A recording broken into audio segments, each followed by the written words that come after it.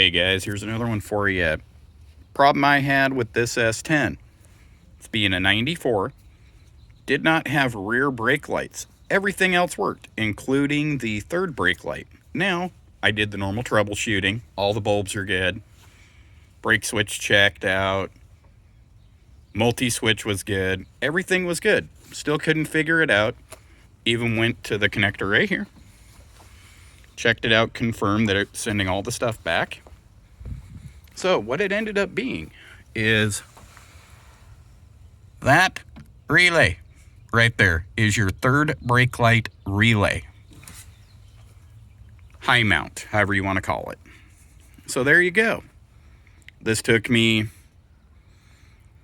about a couple hours of troubleshooting, and then I stumbled across that.